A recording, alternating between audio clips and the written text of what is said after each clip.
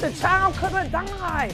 Who want a child to die? I didn't get in the business for children to die. They in the corner cohesive. Nobody's checking on me.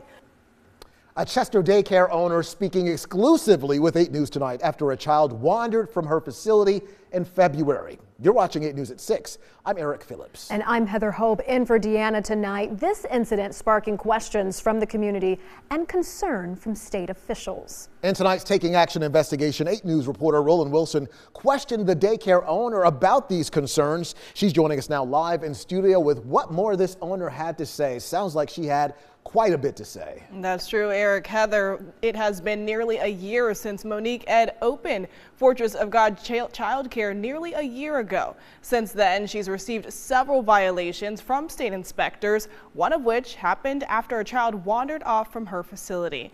For the first time, she sat down with me to share her side of the story. For the first time, an inside look at the Fortress of God Childcare in Chester. Owner Monique Ede opening her doors to me for a one-on-one interview. The child was over here with the blocks. So the student was over here and the staff member was in the separate room at Right. the time before they came out. Like right here. As she showed me around, she says she opened the facility in 2023 to help families in need. Operating under religious exemption, she says she's charging parents no more than $100 a week for childcare. I didn't want a parent to have to go through what I went through as a single mom. In recent weeks, her facility has been under investigation by Chesterfield police after a 3-year-old wandered off into a busy road on February 21st. How did the child get out?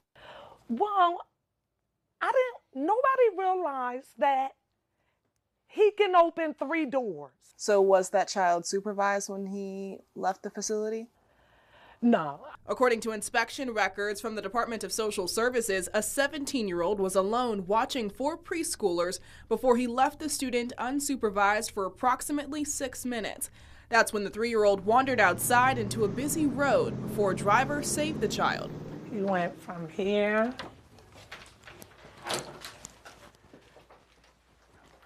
unlocked here and went out the sanctuary door. Ed says after calling the child's parents and the Department of Social Services about what happened, she was treated unfairly. I'm trying to talk to the mama. Then my license inspector shows up, no support whatsoever. Just walks right in like the police did. Everybody just walk in the facility. She had the nerve to ask me, who was in the baby room? I said, how the hell do I know? I had 100-something people in here, and y'all let them come through the door. I done lost track of who was where. This incident, not the first time Ed has been cited by inspectors. Since January of last year, she has received more than a dozen violations, including unsafe or unclean conditions, no protective belts for students, and improper staff-to-student ratios.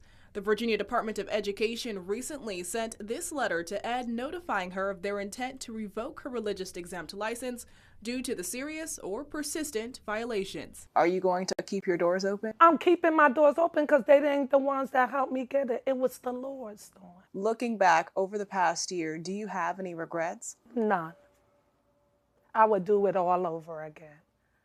And I would do it with a smile. I have no regrets. Ed tells me she has made changes at her facility since the student wandered off, including adding security cameras and firing the staff member involved. Chesterfield Police tells me they have not filed charges at this time. Of course, we'll be sure to keep you updated. Heather?